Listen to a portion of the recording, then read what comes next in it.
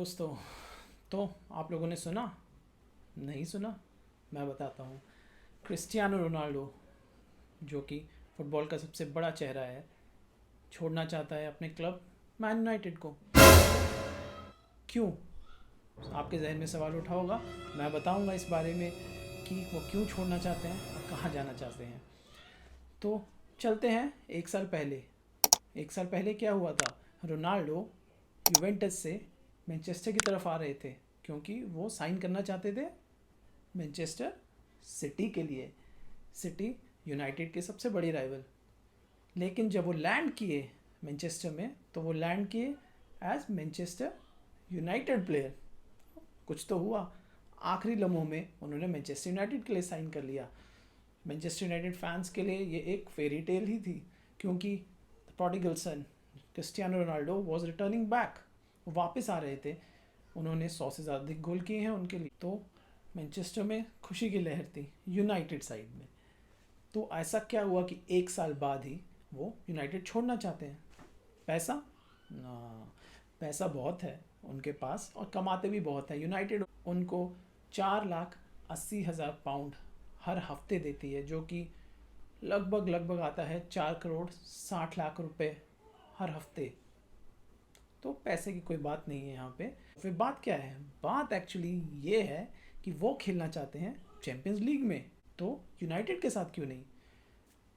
आसान है ना, यूनाइटेड के साथ ही खेल लें। नहीं, इतना आसान भी नहीं है, क्योंकि यूनाइटेड ने क्वालिफाई नहीं किया है चैंपियंस लीग के लिए इस साल।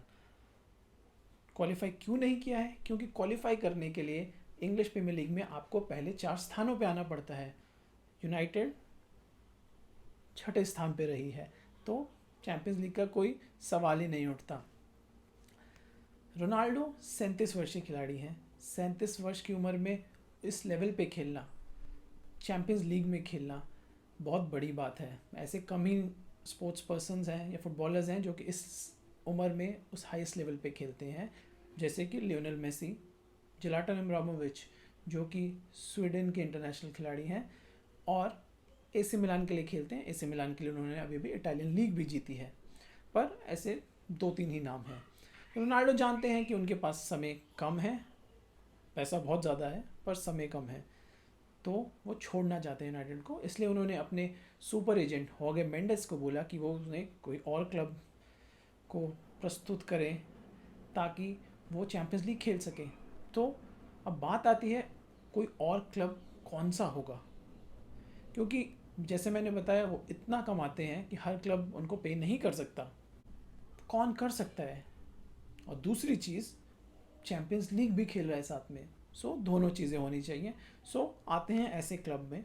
पहले आते हैं इंग्लिश प्रीमियर लीग के क्लब्स। इंग्लिश प्रीमियर लीग में मेरे ख्याल से सबसे पहला नाम मैं बोलना चाहूँगा चेल्सी का, क्योंकि चेल्सी को एक स्ट्राइकर चाहिए, क्योंकि उनका स्ट्राइकर रोमेलू लुकाकू जा चुके हैं इंटर मिलान लोन पे।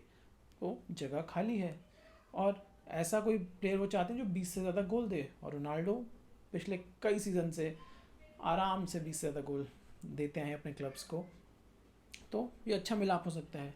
दिक्कत कहाँ आएगी? दिक्कत यहाँ आएगी कि मैनचेस्टर यूनाइटेड कभी नहीं चाहेंगे कि उनका कोई प्लेयर किसी rival, English Premier League rival के पास जाए जो उन्हें हराने में मदद करे बाद में।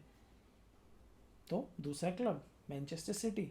पिछले साल तक मैनचेस्टर सिटी रोनाल्डो को लेना चाहते थे, पर अब उनके पास एक और खिलाड़ी आ चुका है, अर्लिंग हैलैंड। तो अब वो चाहते ही नहीं रोनाल्डो को लेना, तो बहुत ही मुश्किल है। उसके अलावा चैंपियंस लीग में जो 2 और क्लब बचे हैं, लिवरपूल पहले से डार्विन नूनेस को 100 मिलियन यूरोस में खरीद चुके हैं। दूसरा क्लब टॉटनहम हॉटस्पर्स, जिनके पास हैरी केन जैसे बहुत ही बड़े स्ट्राइकर हैं, और रोनाल्डो वहाँ जाना नहीं चाहेंगे मेरे हिसाब से। तो अब चलते हैं बाहर की क्लब्स की ओर। दूसरी सबसे बड़ी लीग स्पेनिश लीग। नाम आता है बार्सिलोना रियल मैड्रिड का। रियल मैड्रिड वो जा सकते हैं, क्योंकि वो रियल मैड्रिड के लेजेंड रह चुके हैं। 450 से अधिक गोल कर चुके हैं, 4 चैंपियंस लीग जीत चुके हैं।